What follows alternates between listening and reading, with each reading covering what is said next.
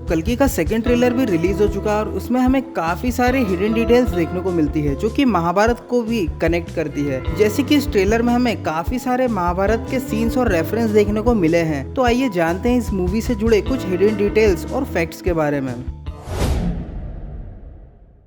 तो यह हाथी वाला सीन, इसमें हो ना हो यह हाथी अश्वत्थामा है जिसे भीम ने मारकर यह अफवाह फैलाई थी कि अश्वत्थामा मारा गया, जिसके बाद द्रोणाचार्य जी ने अपने अस्त्र शस्त्र त्याग दिए थे, जिसके बाद उन्हें मार दिया गया था। दरअसल हुआ कुछ ऐसा था कि महाभारत के युद्ध में जब पितामह भीष्म के बाद गुरु द्रोणाचार्य को सेनापति बनाया जाता है तो उनका सामना कर पाना सभी पांडवों के लिए मुश्किल होता जा रहा था, क्योंकि वे उनके गुरु थे जो उनकी सारी युद्ध कला से अवगत थे। और इसीलिए श्री कृष्ण के कहने पर भीम अश्वत्थामा नामक हाथी को मारकर यह पुकारते हैं कि मैंने अश्वत्थामा को मार दिया। परंतु गुरु द्रोणाचार्य को भीम पर यकीन नहीं होता, तो वो सीधा युधिष्ठिर के पास जाते हैं ये पूछने। तो युधिष्ठिर ये जवाब देते हैं कि अश्वत्थामा मारा गया। और इतना सुनते ही श्री कृष्ण शंख बजा देते हैं, जिससे वे आगे की बात नहीं सुन पाते जिसमें युधिष्ठिर ने कहा था, किंतु वह हाथी था। और बिना पूरी बात सुने ही वे शस्त्र त्याग देते हैं, जिसके बाद धृष्टद्युम्न उनका वध कर देता है। और यह सीन जस्ट उसके बाद का हो सकता है, जहाँ अश्वत्थामा को इस छल के बारे में जैसे ही पता चलता है वो भीम का सामना करने चले जाते हैं। और वहाँ भीम अश्वत्थामा को इतनी जोर से धक्का देता है कि वो उस मरे हुए हाथी यानी कि अश्वत्थामा नामक हाथी से जा टकराते हैं।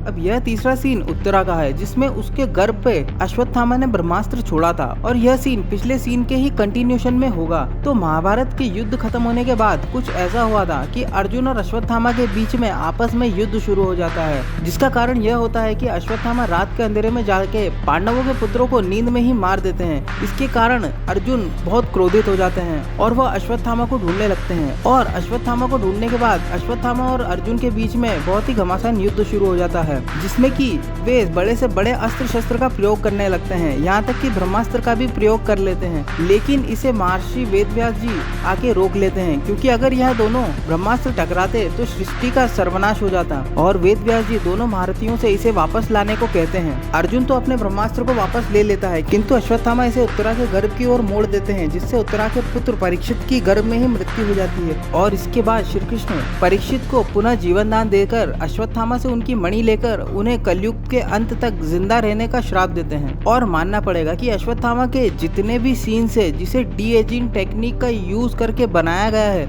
उसमें डी एजिंग टेक्नोलॉजी का काफी अच्छा यूज किया गया है।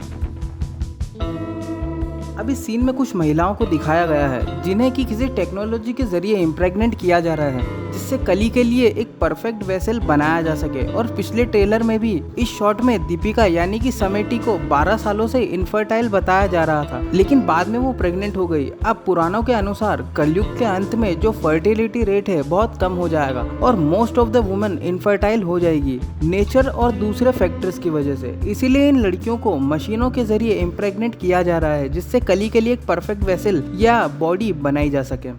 इस सीन में हमें कमल हसन दिखाई देते हैं जो कि सुप्रीम यास्किन है। पिछले ट्रेलर में यही हमें जवान दिखाई दे रहे थे, बट इस सीन में एग्जॉस्टेड और वीक नजर आ रहे हैं। हो सकता है कि यहाँ ये अब अपनी कॉन्शियसनेस ट्रांसफर कर रहे हों, क्योंकि यहाँ इन वेसल्स में हमें एडल्ट बॉडीज दिखाई दे रही है जिसमें कली अपने आप को ट्रांसफर करेगा। और साथ ही साथ यहाँ जो ये 5 बॉल्स दिखाई दे रही है वो हो सकता है कली के 5 ट्रेट्स को सिंबलाइज कर रही हो, जिससे कि कली लोगों में पाप पैदा करता है और उनके अंदर की बुराइयों को बढ़ाता है।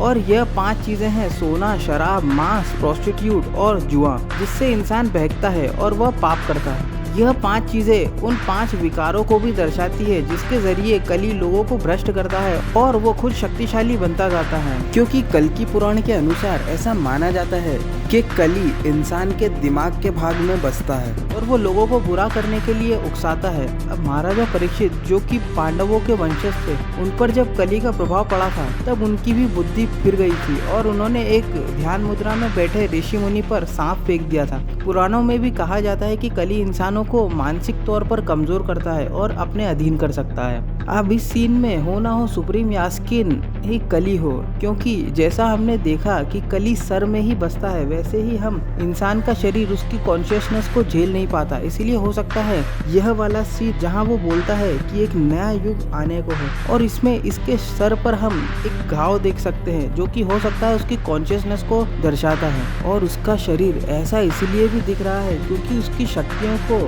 आम इंसान के शरीर झेल नहीं सकता, इसीलिए वो बार बार वेसल बदल रहा है, एक परफेक्ट बॉडी ढूंढ रहा है जिससे कि वो अपना एक परफेक्ट फिजिकल फॉर्म अचीव कर सके।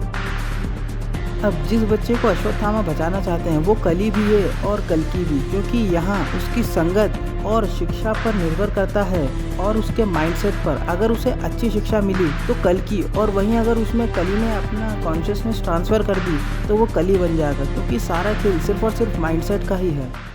तो आज के लिए बस इतना ही, मिलते हैं नेक्स्ट वीडियो में। Till then stay safe, stay healthy. जय हिंद, वंदे मातरम।